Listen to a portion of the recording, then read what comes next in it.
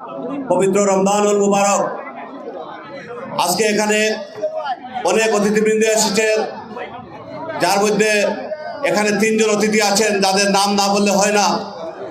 যিনি প্রধান অতিথি 90-এর গণঅভ্যুত্থান যার মাধ্যমে সাধিত হয়েছিল, যাদের মাধ্যমে তাদের অন্যতম পুরোধা ছিলেন আমাদের সেই প্রিয় নেতা বিএনপি চেয়ারপারসনের উপদেষ্টা, পাবনা জেলা বিএনপির বিপ্লবী আহ্বায়ক জননেতা জনাব হাবিবুর রহমান হাবিব ভাই, যিনি সুপ্রিম কোর্টে দাঁড়িয়ে বলেছিলেন কোন ফ্যাসিস্ট স্বৈরশাসককে আমি মাথা নত করবো না, যার জন্য যে কথার জন্য যিনি 6 মাস জেল খেটতে বাধ্য হয়েছিলেন সেই নেতা হচ্ছেন হাবিবুর রহমান হাবিব ভাই।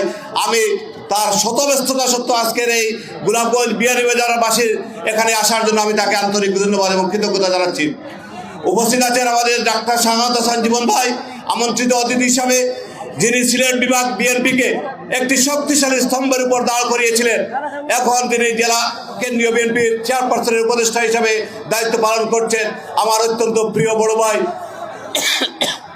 জননেতা জনাব ডাক্তার শাহাদাত হাসান জীবন এবং বিএনপির কেন্দ্রীয় সহক্ষুদ্র কুটির শিল্প বিষয়ক সম্পাদক, যার হাতে বিএনপি সিলেট প্রতিষ্ঠিত হয়েছিল, বীর মুক্তিযোদ্ধা জননেতা জনাব আব্দুর রাজ্জাক সহ বিএনপি সিলেট জেলা মহানগর সহ বিভিন্ন পর্যায়ের নেতৃবৃন্দ, বিভিন্ন রাজনৈতিক দলের নেতৃবৃন্দ, সাংবাদিক নেতৃবৃন্দ, প্রশাসনিক বিভিন্ন পর্যায়ের নেতৃবৃন্দ এবং সর্বস্তরের গোলাপগঞ্জ বিয়ানীবাজারের সর্বস্তরের ছাত্র শ্রমিক জনতা সবাইকে আমি আমার ব্যক্তিগত পক্ষ থেকে এবং সিলেট জেলা বিএনপির পক্ষ থেকে আন্তরিক ধন্যবাদ এবং কৃতজ্ঞতা জানাচ্ছি এবং আসসালামু আলাইকুম ওয়া রাহমাতুল্লাহি ওয়া বারাকাতুহু।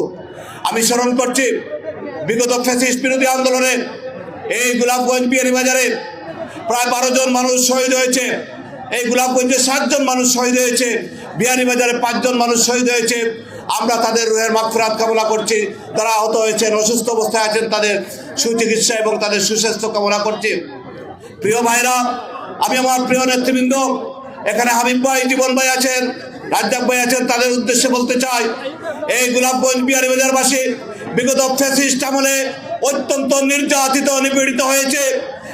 আমাদেরকে কোথাও দাঁড়াবার সুযোগ দেয় নাই, ইফতারি করতেও পর্যন্ত দেয় নাই। এই ফ্যাসিস্ট সরকারের সময় বিগত 4ই আগস্ট এই 2টা উপজেলায় 12 জন মানুষ শহীদ হয়েছে। তার থেকে বুঝতে পারছেন এই এলাকার মানুষ কতটুকু ফ্যাসিস্ট বিরোধী, কতটুকু হাসিনা বিরোধী, তা আপনারা জেনে নিন। আমি একটি কথা বলতে চাই, বিগত 22 বছর যাবৎ এই এলাকার জনগণের সাথে আমি কাজ করছি। 3টি নির্বাচনে আমি নমিনেশন চেয়েছি, আমার কোনো দুঃখ নেই। আগামী নির্বাচনে আমাদের প্রিয় নেতা, বাংলাদেশের আশা আকাঙ্ক্ষার প্রতীক আমাদের প্রিয় নেতা তারেক রহমান, যার হাতে এই দানের শীষ দেন না কেন, ইনশাআল্লাহ ঐক্যবদ্ধভাবে